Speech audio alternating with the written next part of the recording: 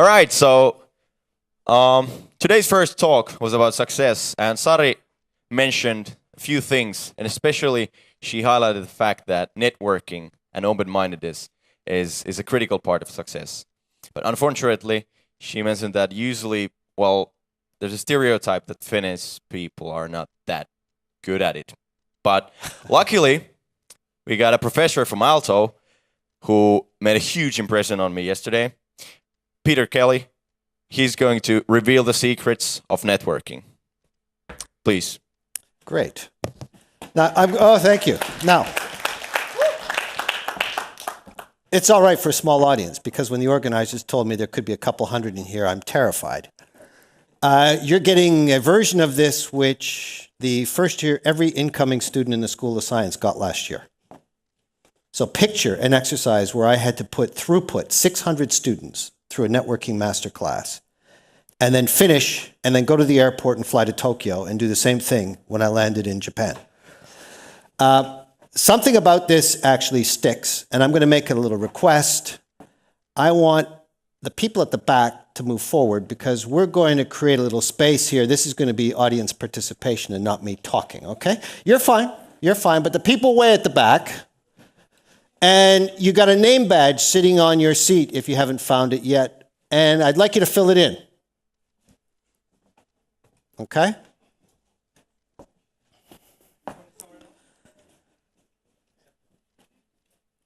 The organizers, boy, they really, and these are special kind of name badges. We'll talk about them in a minute. And by the way, yesterday was fabulous because I was just saying to Elina, somebody at Elisa watched that session online. An executive wants to talk to me about that course. Now, you people know about sales? When customers actually do that, that's a pretty good sign. A pretty good sign. And I don't need the president's permission to do this. Okay? Now, I do this with executive MBAs around the world, people that think they know how to network, and I get this strange reaction that they wish this was part of their MBA program. And in fact, I think the first step that you take into Aalto, you should actually do this because this is networking. And I'm an entrepreneurship educator, and it's all about networking. Meeting people outside of the comfort zone, because I typically find in an MBA class, you work in the same teams constantly, which is comfortable, but you don't get the diversity. And all great entrepreneurial opportunities have aha moments that you have to go out and network and find. Okay? Now, what I do not want you to become is like this. And have a serious look.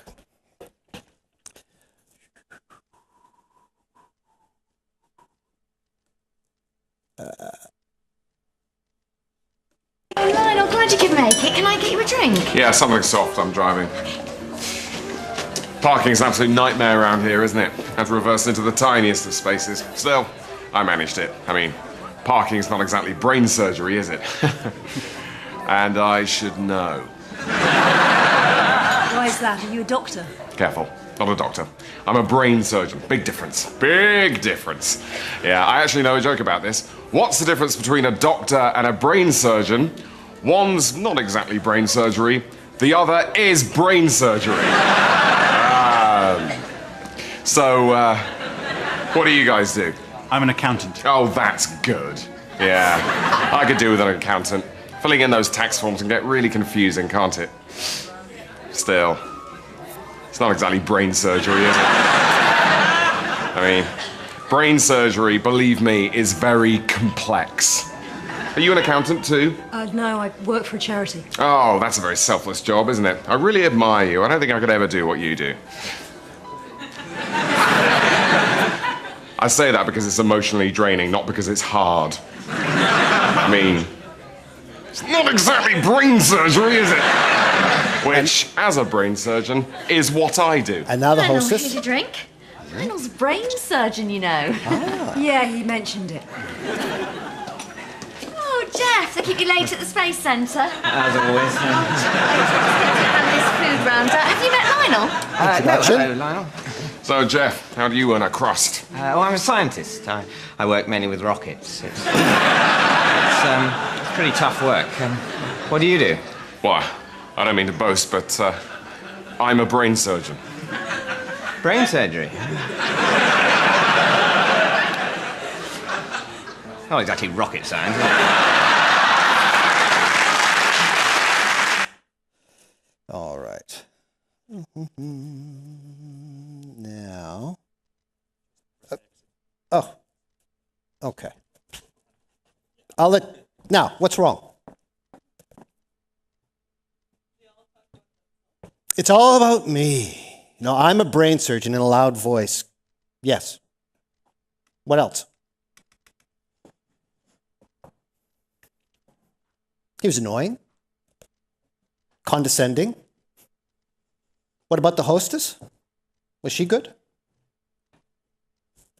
She was brilliant. Have you met so-and-so handing out drinks? Oh, he's a, brain surgeon. That's what a hostess does. There's a lot of lessons in this. You do not want to become like this chap. Okay? Now, good. So, how do you network with confidence? Let's talk about the term. What does this term actually mean? It's one of these oft-abused terms. What is it? Meeting new people. Good. Contacts. Making meaningful human-level connections. Meaningful human-level connections. Woo. He's been in conversation with an alto professor about that one. What else? Isn't that what he mentioned, more friendship? Reconnecting possibly with friends, yes? No, what I'm saying isn't what he said, more friendship. I think you have to distinguish between networking and friendship. I'm interested that you didn't mention the word sales. Networking is not about a sales opportunity. It actually is a sales opportunity about you. You are selling you. And networking is putting yourself into contexts and situations prepared where you meet new people to build a basis of trust that may potentially lead to something. It is not about handing out brochures, and we're going to talk about it's not about handing out business cards either. Okay? And you'll find that if you try and track me down, I am not on Facebook. Facebook is an enormous distraction and it's not networking. A barbecue at Startup Sauna is an excuse to have a beer and a sausage with about 2 hours notice. And my schedule is very, very busy. And networking is, as you get to the point where you're actually allocating time in your schedule, time is a very precious thing. Where do you need to be? Where are you going to find aha moments? And you've got to be very strategic about it. I'll give you some time to, and I'll be staying for lunch, by the way, because my networking, which I would have done with you tonight, I can't do it because I'm off to Thailand. Sorry. I'll be on the beach. But I will network with you at lunch, okay? Now, there is a science to reading a room. Okay? There is a science to reading a room. And I need a volunteer. And is it easier? Oh, well, come on up here. Jump up on stage. Oh, Simo, nice to meet you. Good to meet you, Peter. Now, assume that this is any kind of room, and when you have more than, say, 20, 25 people in a room, the formations are constant. Any room you walk into. And I'm going to put Simo back here. Now, assume that this is a wall. You will typically find loners against a wall or in a corner. Why?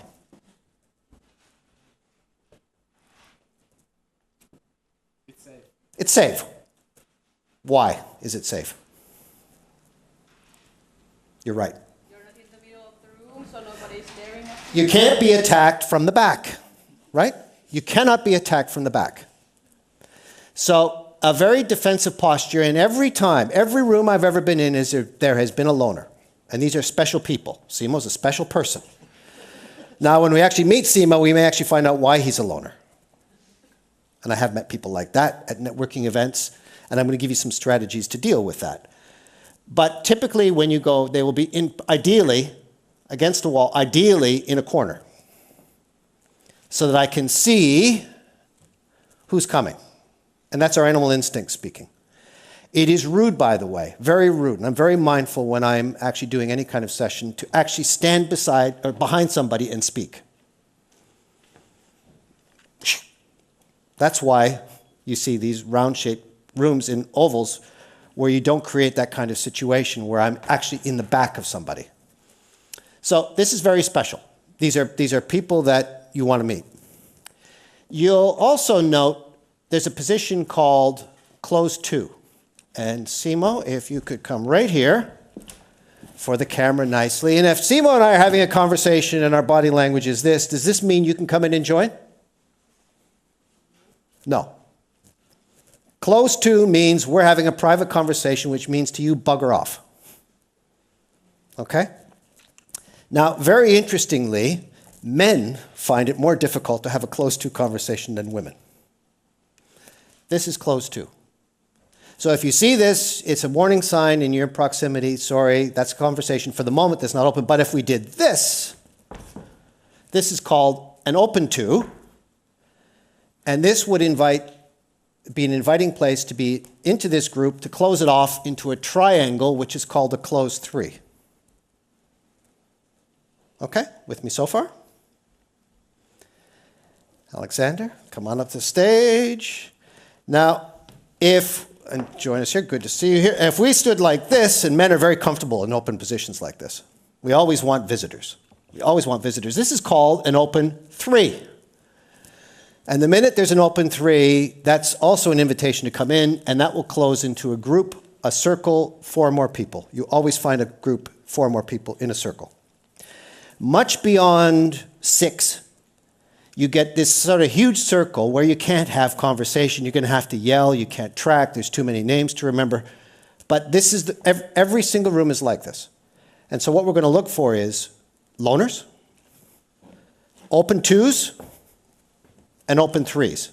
And the minute you join these groups, they become closed, and the conversation is, for the moment, gelled. Okay? Everybody clear on room dynamics? And if you walk into any room, you'll see this. So if you want to get involved in the party, you've got to find spots where there's an invitation just waiting for you.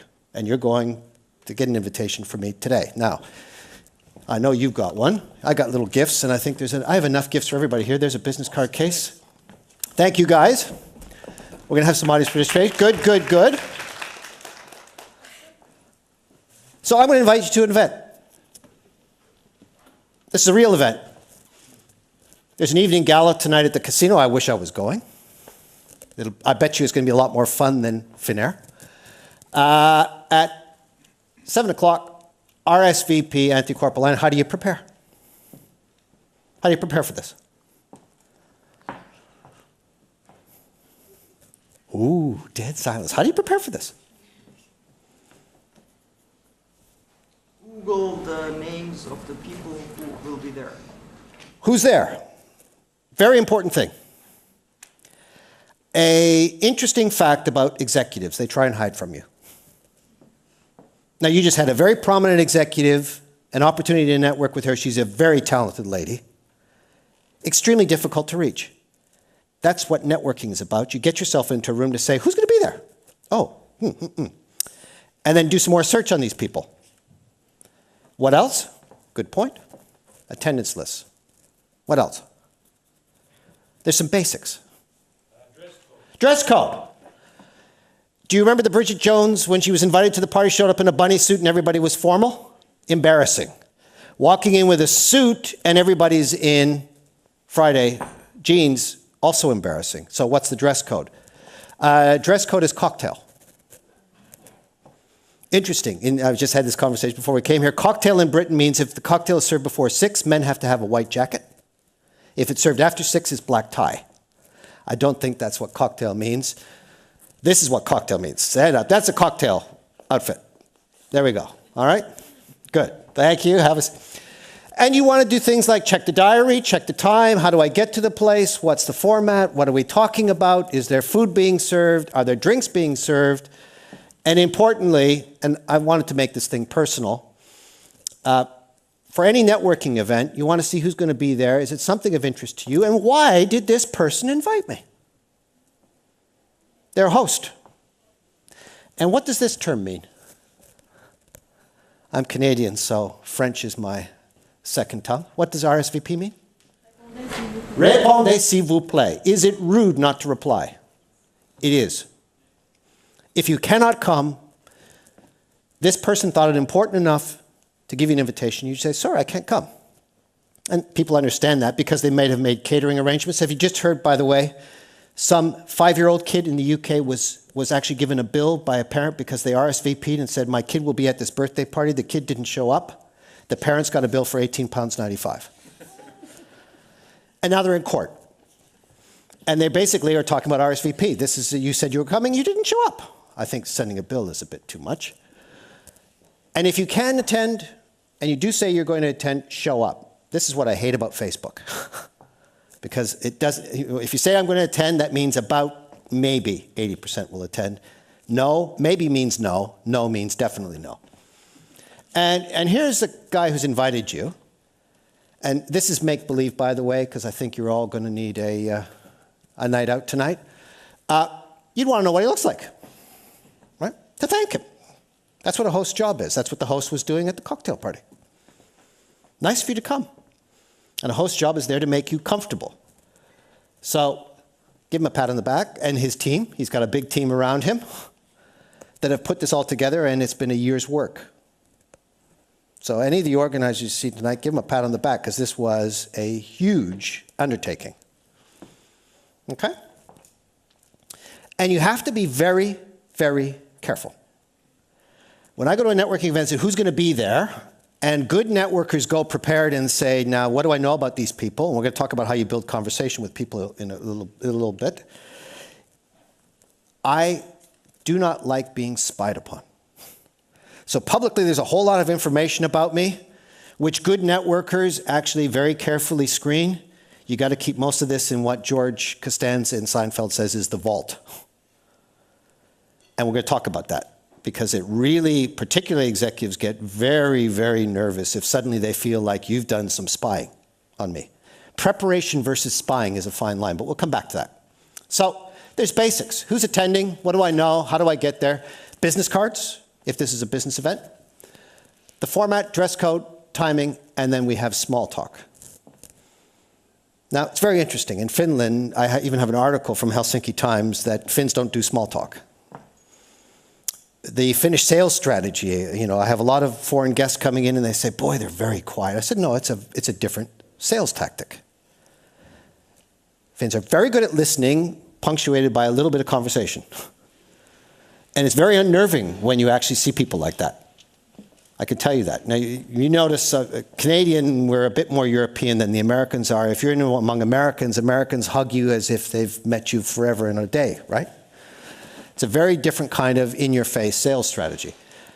And this is very important, particularly when you're talking about strangers. Okay.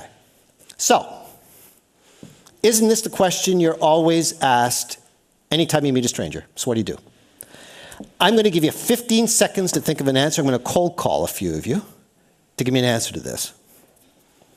So what do you do? Okay.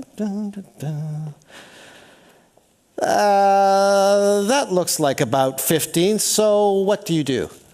What do I do? Start talking about, I don't know. So what do you do? Ask for small talk. No, so what do you do? What is it you do? I'm just meeting you for the first time, don't know anything about you, so what do you do? I see like it's a beautiful sweater of yours. I really So what do you do? Study in Aalto University. Study in Aalto University. Well, introduce yourself. You introduce, this is, I'm asking you to introduce yourself, so what do you do? Well, telling about myself. What are you going to tell me? Ah, Hey. yes, got an answer for me? Yes, I'm studying design at the Aalto University. Studying design at the Aalto University. I love designers, by the way. So what do you do? I'm the Secretary General of Association Economics in Helsinki. Secretary General of the... Association Economics. Boy, that sounds important and lengthy for me to remember, right? You told me what you are. You don't tell me what you do. We have rubbish answer to this question. Now, before I became, and I can be more candid now because my boss, who I was sitting next to yesterday, is not here. before I became a professor of practice, my job title was Senior Teaching Scientist. Awful. I refused to have that on my business card. And you wouldn't believe how much the bureaucrats said, no, you're not allowed to do that, the rules say. I said, stuff the rules, I'm not putting that on my cards. Senior Teaching Scientist. Ugh.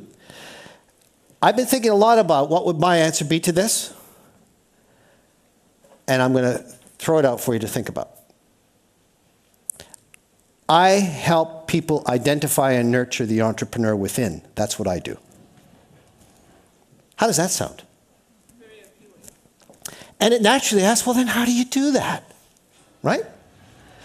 Oh, and you're at this Aalto University. What do you do at Aalto University? And that's when you can give me the big, long job title.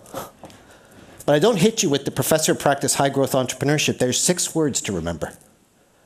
Some captivating touchline that would ask a question about you. And also, where are you studying? And what are you studying? And when are you graduating? Now, you're not going to get an answer to that today. Come to my office, we can have some coffee, we can start talking about the answer to that question. But this is the most important thing, your personal mantra. All the research tells us that when you walk into a room with strangers, you're petrified. And most of the people in this room are. It's a bit kind of nervous. Even when I walk into a large crowd, sometimes I'm feeling a bit, ooh, I can feel myself in a positive way, but I've learned to channel that in a positive way. And am I going to make a good impression? You know, what about my small talk? Is there going to be anybody interesting here? What if I'm ignored? There's one person in your life to blame for all these fears, and who is that? No. There's one person in your orbit who likely has put this message in your head. Your mother? Mother. Right? Because mother tells you as a little kid, don't talk to strangers, don't take candy from strangers. Strangers are to be avoided. I'm going to give you permission. If you're going to go out and network, you're going to have to meet. Network is about making new connections and refreshing existing ones. So you're allowed to go out and play. It's okay. So you can ignore mother, okay? There's 2 very sensible strategies. A lot of what I'm going to talk about today is plainly obvious. Get there early and be prepared. Get the attendance list and say, I know the format, I know how to get there, I know who's going to be there, I know the topic of conversation. It's going to be fabulous. And then find a soft landing zone. Why would I say get early? Arrive early. Why would that be a good strategy? Then you're already standing in the group and you don't have to kind of come into any of them. If you suddenly show up in a room and there's 1,000 people, it's overwhelming. And the host who should be greeting you at the door, one of their jobs, as it was in that video, is to make you feel comfortable and introduce you to people. When there's too many people in the room, that becomes very difficult for the host to do. Okay? And then usually you position yourself against a strategic place. Corner by the bar is a really good one. People are looking around, finding a soft landing zone. You have to decide for yourself what you think is a soft landing zone. A soft landing zone is where you're not going to get rejected. Are you more comfortable with people your own age, of similar gender, and of similar height? And you can well imagine, I know a very, very tall guy talking to somebody that's very uncomfortable to have a dynamic like this. And you just survey the room. And then people you know are also a soft landing zone. They're not going to reject you. But networking is not about going off and just only connecting with your friends. Now, I spoke about the loner. And loners will never reject you. So how do you break the ice with a loner? And I need another volunteer. Ooh, oh, no, please, she's saying, please don't. Come on up stage. Come on, come on. Nothing to fear, nothing to fear. There's steps back here. If you can't jump up there, no problem. We're going to watch science in action here. Nice to meet you. Nice to see you. Okay, now we're going to position and your name and flip this over here on. Vietnamese? Yes. I'm going to be probably going to Hanoi. Okay, very soon. There we go. Now, I'm going to pin you right up against the wall here. Now, assume she's in a corner. Now here's science in action. Is this a proposed, so I'm looking through it and I say, there's somebody who's I'd like to meet. Would you do it in this way? Did you see the reaction? Full frontal attack and nonstop. Whoa. And people like their space, right? That's the animal instinct. No frontal, that's a very, very, very offensive move. You can be a lot more like that if you know the person. Americans do that. They put you big bear hugs. Good to see you again, and boom, boom, boom, boom, boom. Nice to see you, and they pat you on the back. You do that with people you know. Versus this approach. So the direct didn't work. Watch science here. Hello, may I join you? Sure, please. Nice to meet you, Peter. Peter Kelly. I'm Ryan. What was different about that? Nice handshake, by the way. I came from an angle. Eye contact. Ask for permission. Hello, may I join you? And then step in and introduce myself. I have never, ever, ever, ever been rejected by a loaner. Because usually a loaner's sitting there saying, oh, I'm terrified. And now suddenly we're having a conversation. From an angle, space, ask for permission to come in, introduce yourself. Okay? Always eye contact. I don't want to be, where'd you come from? And this is why they typically position not against the wall, because I want to see you coming.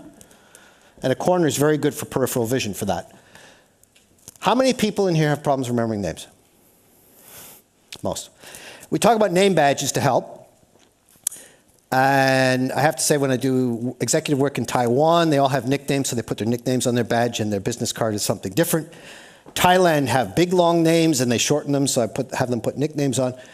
Name badges, introduce yourself in a name that people can remember.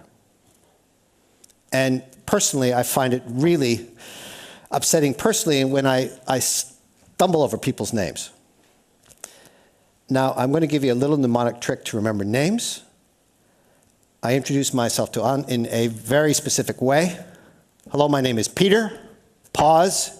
Peter Kelly. First name.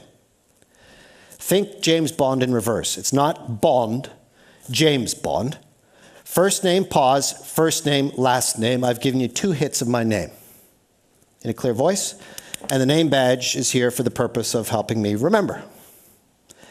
And if you don't remember, you simply ask. I didn't quite get that. Again. And then another trick as you're getting into conversation is keep mentioning the name, but don't say it every second or third word. What a great event, hon. Oh, yeah, are you having lunch today, hon? What about coffee? They're thinking, this person's stupid. Can't remember a name. Okay? Badges. Now, I made you fill out a badge. You can take this away. This QR code actually goes to our Ventures Program website. It saves me taking brochures. Now, this is too much detail here. Your job title was far more impressive than mine. I don't remember job titles. I'll get that from a business card. But I really do want to see, because this is proximity marketing, I do want to be able to see your first name in a position from a distance, because this is all about proximity marketing. I want to get close. If you see Sari Baldoff in a crowd and you want to speak to Sari, you got a picture in your mind of what she looked. You try and maneuver your way over to see if there's an opportunity to have a conversation. That's what networking is all about. That's what you mean by working a room. This is better. And ideally, if you're organizing an event, make sure the first name is big enough that I could sort of spot it, that I don't have to come up this close to read the name. This is proximity marketing. Okay? I do a lot of innovation on name badge design. Come join one of my classes. It's great fun when you put certain things on the table and allow people to do this. I hate name badges where you're asking byway organizers to put a pin in. I hope you don't have those tonight. This is a cocktail party. Marring somebody's suit or their fancy outfit with a pin is just unspeakably rude. But a lot of people just throw these cheap things out and it looks flimsy, especially if you're going to have a cocktail party. It's got to be something fancy, okay? Now, I'm going to keep you up here. The handshake. How many people have had an awful experience with the handshake? Most.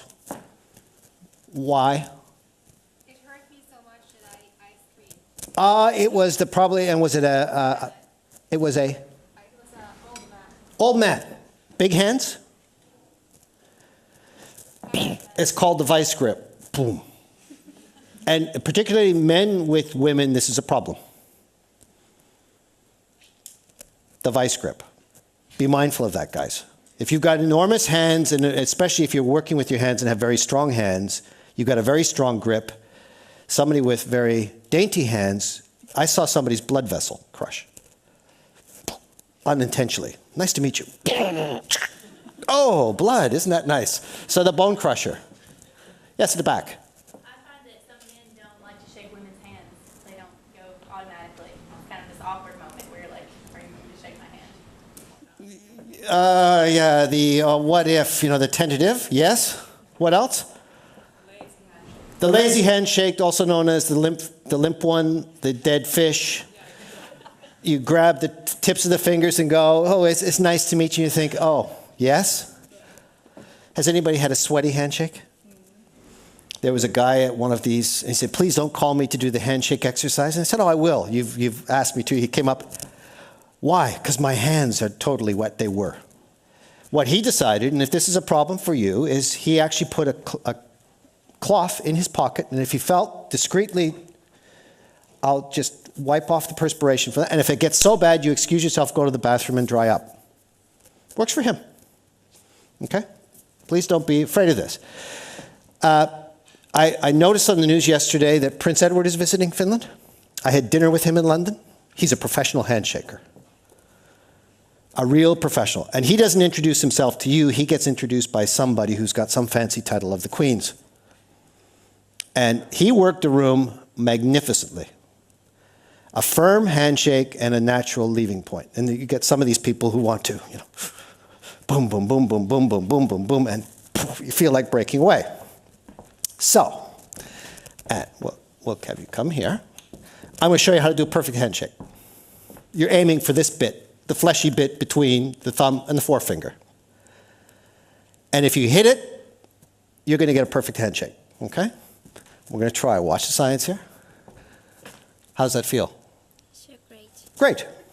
Perfect. Look. Perfect. And she has dainty hands, and if I leaned over her and squeezed, we wouldn't be friends very often. The flesh bit, and if you do it properly, and see if you can do this by looking in my eyes. Look at that. Perfect. Perfect. Okay. Thank you. Now, what I want you to do, because you've been sitting too up, I want you to stand up, meet your neighbors. It's a little networking event. Introduce yourself and shake hands.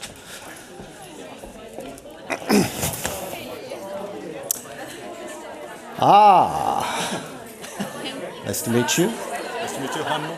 Peter Kelly, nice to meet you.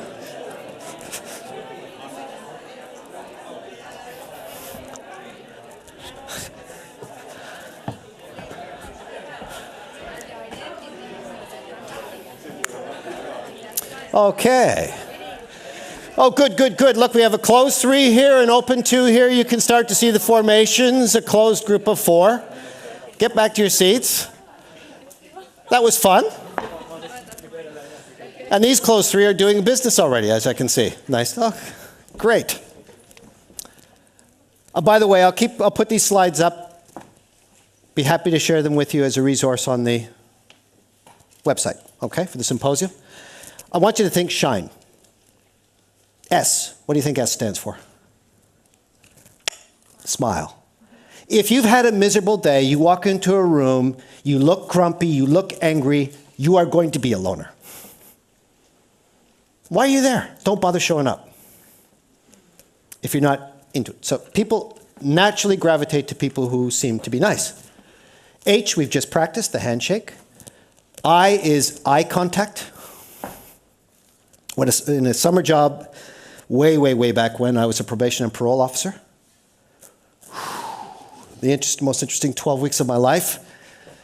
And we're not talking drilling eye contact like this, stare downs, but if people cannot look you straight in the eye at all, something's wrong.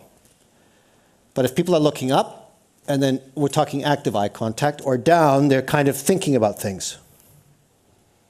Did you? Back up again. But if you can't look in somebody's eye, you're typically dealing with somebody who's lying. And I saw a lot of that with my caseload, I can tell you. N is your name. And E is enthusiasm, excitement. You're there to say, this could be an aha moment. I could find something that's an aha moment. I was here yesterday before we got on stage to float an idea past Tula. She's a busy lady. That's power networking. That's power networking. I nudged my way onto that panel. Thank you, Ellie9, for organizing. That's power networking. Now, practical considerations. Now, you've done with the loaner, you're having a conversation, you've done your preparation, you realize that there might be food served, there might be drinks being served. You're having this conversation and suddenly you realize the conversation has gone as far as it's going to go. I got to dump you. This is a professional strategy. Okay? Dumping. Who in this first row hasn't been a volunteer yet? No, come on up here. Prepare to be dumped. Step up. Now, this is all about being professional. This is not going to say, and Marcus, nice to meet you. Good handshake. Marcus and I are having a conversation. Assume he's a loner, and we're having this conversation, and I'm thinking, nice guy, but there's no aha moment here. I want to kind of see somebody else in the room. You don't say, Marcus, I think has gone as far as we can. I'm going to dump you, right? But if you've got the format, use your cues. I happen to see they're serving wine. I love a glass of wine. Would you like to join me? I see that they put the food buffet out. I'm really hungry. Would you like to join me for a bite to eat? I see somebody else in this room who I've wanted to catch up with. Would you like me to introduce you to her? And if he's being very careful, realizing, no, the conversation has probably gotten far, this is an exit moment, a graceful way to exit, well, no, but you go ahead. Well, Marcus, it's been very nice to meet you. Nice to meet you too. And enjoy the rest of the evening. And then he's given me permission to leave, and I leave and go, yes, he's been dumped. He's given me permission to leave. What if he says yes? Yes, I would like a glass of wine. I have to take him for a glass of wine. And then we have a second strategy, which is called parking. Now, this is where the group dynamics come into play. Okay, we're having this glass of wine, and I'm looking desperately for an open group. An open 2, an open 3, typically. And say, well, that group over there seems to be having an interesting conversation. Shall we go join them? And off we go. Introduce ourselves to the group, join the group, and after a moment in time, I use the excuse to get out of the group. I've parked him in a group. Then they may be very, very angry for me for doing so. The emergency excuse is the bathroom. That is not when you sort of say, Marcus, I need to go have a pee. Would you like to join me? That's not typical. Okay? And phone calls are rude. So I hate when people have their mobile buzzing and ringing out loud and taking any old call. But if it's a genuine emergency, you just be honest with people. Oh, sorry, something really, literally just has come up. I need to take care of this. Please excuse me. Nice to meet you. Perhaps we'll meet up later and we go. Okay, you do this professionally. Now, how would you feel, and I'm going to do this in this manner now. I'm going to have to turn Marcus's back to you over here so this group can see me. Boy, you're a tall guy. And what if we're having a conversation? Boy, you can hardly see me but next to this guy, right? And we're having a conversation, I'm like this. How do you feel? It's awful. It's rude. I'm looking for somebody else, which means I don't give a damn about what we're conversing about. I'm looking for somebody else. And if you receive a cold shoulder, don't say, eyes down here, guys, conversation. Excuse yourself. Now, obviously, you're looking for somebody or I'm holding you up. Nice to have met you, and perhaps we'll meet up later, and excuse yourself. If I'm being attentive, rude but attentive, sorry about that. I really am sorry, but I was looking for somebody, but now you've got my attention. I should be bringing you back in. But if somebody's being rude to you, don't be rude back. Okay? All right. Thank you, sir. Thank you. Well done. Wow, good. Groups are exactly the same as loners. You're surveying around, and there's usually a group leader. Somebody who's kind of directing the conversation. Eye contact with the group leader, ask the group leader for permission to come in, and the group leader should be able to tell you who's in the group and what we were talking about, right? However, with names, especially large groups, if you can actually see somebody, you have to be a very good read of character, and they're looking a bit nervous about the names business, be prepared to introduce yourself. Oh, if you don't mind, I'll just introduce myself. Oh, the group leader's going, yes, thank you so much. But if this group leader cannot tell you what they were talking about, something is seriously wrong, okay? So this is about being prepared to be the host of the party, even if it isn't your party. And people will remember you for that. You will make such a positive impression. You helped me out there, and over probably a glass of wine. Thank you for jumping in there and introducing yourself, because I didn't want to look embarrassed by not remembering the names of the people in this group.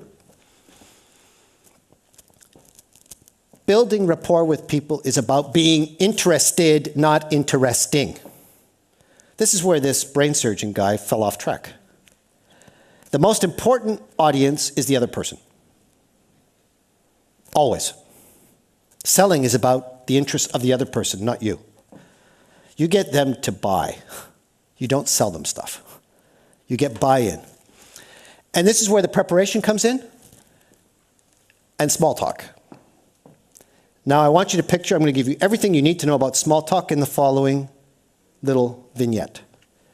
Everything you need to know. Picture your house. And above your house flying above your house is your business card. And flying higher above your house is an airplane. And it's an old version of a plane. It's a propeller, and the propellers are tennis rackets. And in the cockpit of the plane, you see the pilot reading the newspaper. And in the windows of the plane, you see your neighbor's kids. That's everything you need to know about small talk. Now I'll dissect it for you. House. What's a topic we can all talk about? Where did I come from? Where are you from? Vietnam. I'm going to Vietnam. There's a conversation starter. It's very neutral. Where'd you come from? The business card? So what do you do? Oh, interesting conversation. People, and if you've got an attendance list, you kind of know the answer to that question. Airplane. Travel. Travel. Propellers as tennis rackets. Sports, hobbies. And if you've done your homework, you know precisely the hobbies they are, but you're not going to say, by the way, I investigated you on LinkedIn and I happen to know you're a wine enthusiast. We're going to come back to this. Pilot reading a newspaper. Current affairs. Never talk politics. Never. In the United States, you've got a 50-50 chance of getting it wrong. And these two groups hate each other. And the kids, the neighbor's kids in the window, family. Never talk family. Women are more comfortable talking family than men, and you really know that you've made an impression upon somebody when they start talking about family. It's like an onion, kind of peel it away, okay? So, think about, where'd you come from? What do I do with a better answer than a much improved answer based on what you've got? Travel, you're making mental notes going through. Hobbies and interests, current events, and last but not least, family. And this is where pertinent questions come in. This is where the preparation comes in. Pertinent questions are the questions you already know the answer to. You've done your investigation. You know exactly what the answer is going to be, but you don't want to walk up to your mall and say, by the way, I know you have X number of kids, you live in this, you drive this kind of car, but where did you get this information from? I happen to be a wine enthusiast. This is one thing I happen to know. My host in Japan loves wine. So as a gift to him when I went to be invited, and I knew it was red wine he liked, not white or champagne. Red wine. Oh, Peterson. Oh, thank you so much. I remembered. Etched in his memory. Okay? Open-ended questions are great because it lets people talk. Close-ended ones get one-word answers. Are you an engineer? Yes. Are you from the design school? Yes. Are you a graphics designer? Yeah, yes, I am. Do you attend Alta University? Yes, I do. And this is where, at many networking events, this is what I see the kind of dialogue going on with Finnish audience. Open up a bit. People actually do talk about themselves, but it cannot be about me doing all the talking. It's about a balance. But if you show an interest in somebody else, they will pick up and they'll become interested in you.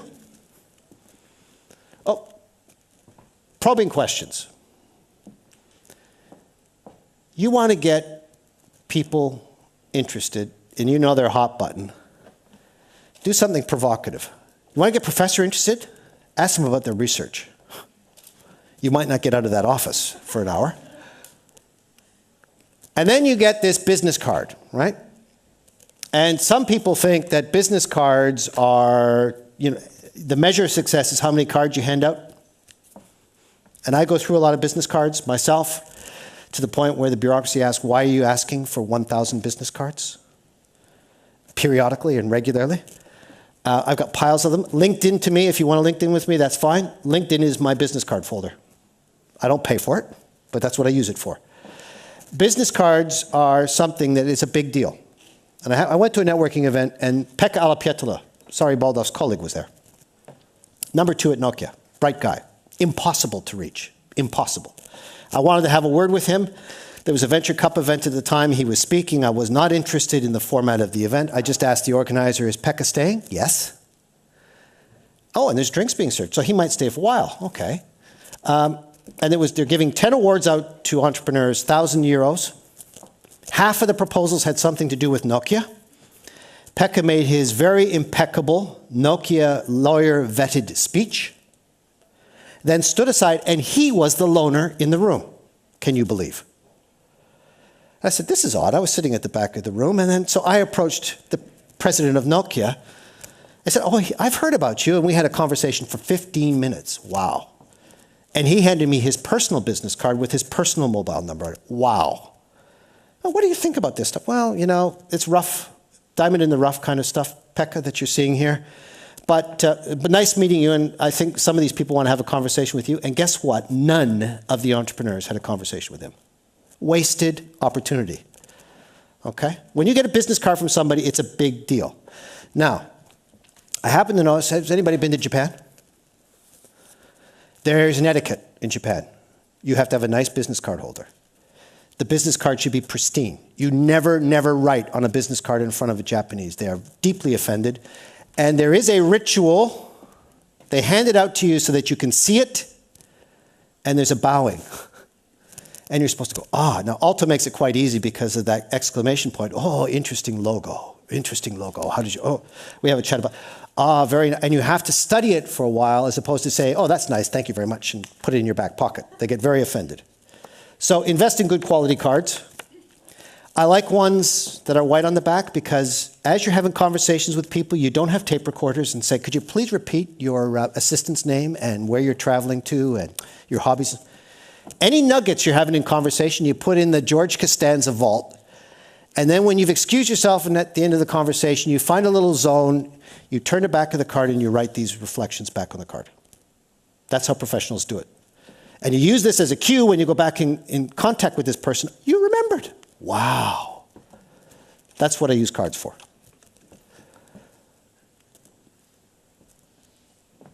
And by the way, if I'm using cards and we're going to say to Sari, well, I'd like to meet. Could you call me? Well, can we agree on a time when? Would you mind if I make a notation on the back of my card of this and they give you the permission? No, that's what the back of the card's for.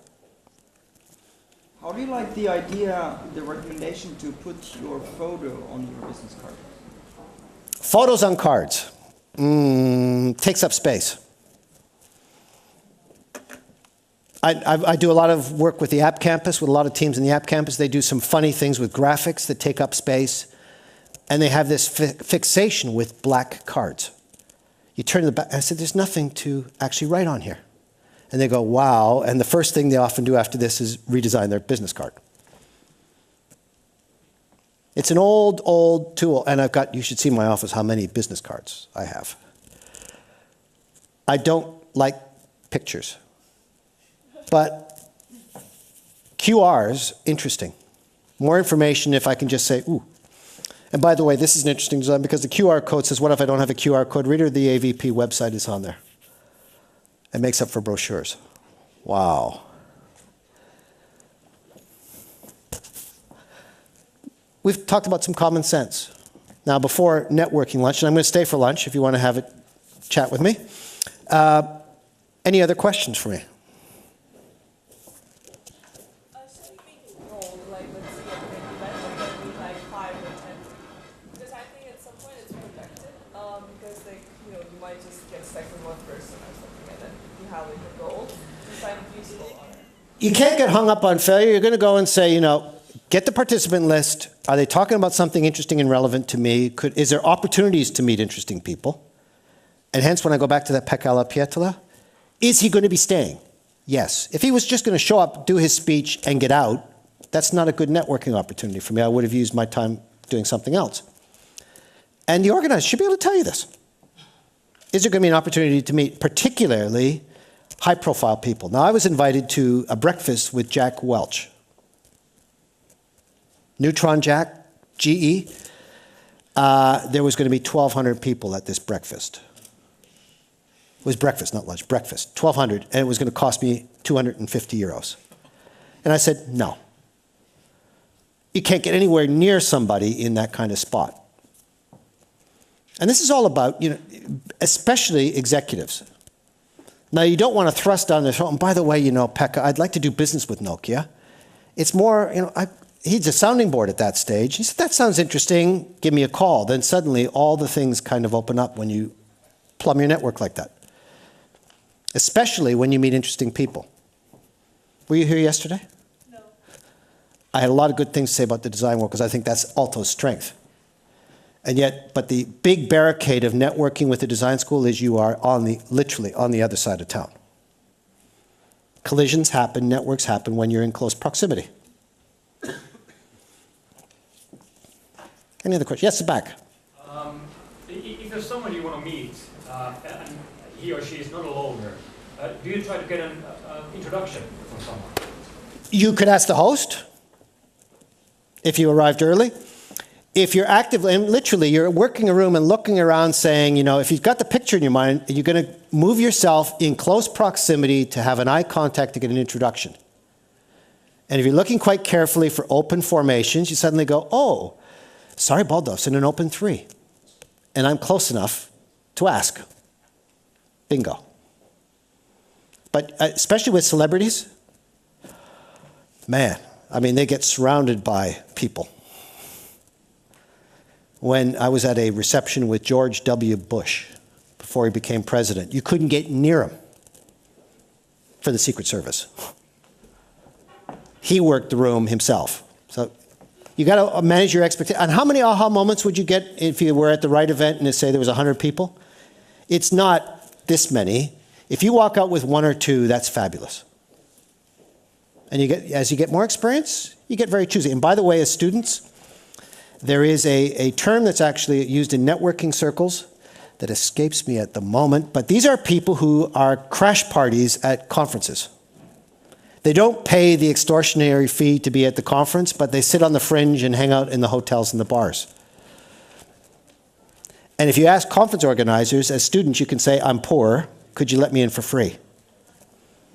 And they typically would. I've got a whole catalog of sales pitches you could use to conference organizers to waive the fee, to get in the room, to meet the kind of people you need to meet. And then it's up to hook their imagination to say, boy, this is interesting, I'd like to learn more. And that's, you're building, this is the first step of building something. You're not trying to sell stuff on the floor. Any other questions? I've been thinking about networking for several years, and I've studied it a bit myself, and kind of my question is, okay, afterwards, what then? I mean, I have a huge list as well, you know, a huge pile of business cards, but you know, I just don't use them. Like, is it relevant only for an entrepreneur? Or No, it's relevant for everybody. Do you have a tip, like how to manage the contacts afterwards? It gets much more difficult when you have as wide a network as I have. And I've got most of my network are sleepers. These are passive. They know me. Risto Silasma is in my passive list. I don't pester him. And I pull that card out only when there's something big to talk about. And that's where I think most power networkers, they're very good. The active pockets change quite dramatically, quite quickly, depending on what you're talking about.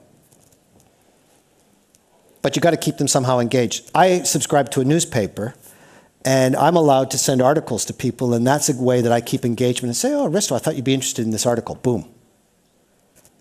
Generous behavior gets remembered a lot. But it is difficult. It is difficult to manage a large network. And you never know who's useful. You never, ever know. One guy was outside of my office.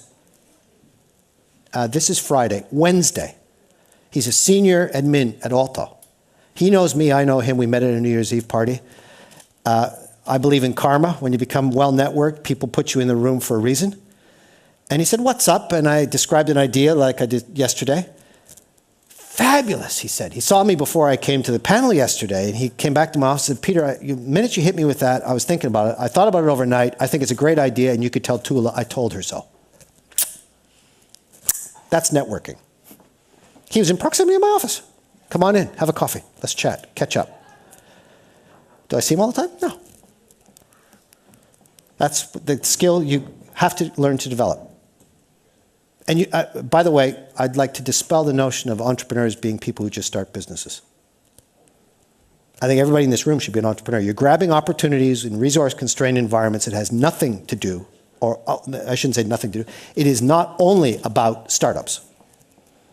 That was the message I want to make crystal clear.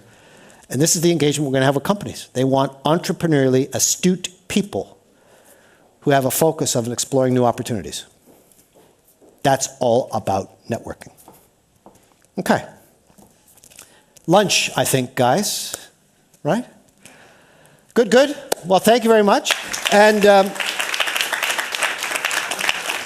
I can't promise first come, first serve. I'm not going back without these, so I have a bunch of business card holders if you would like. Great.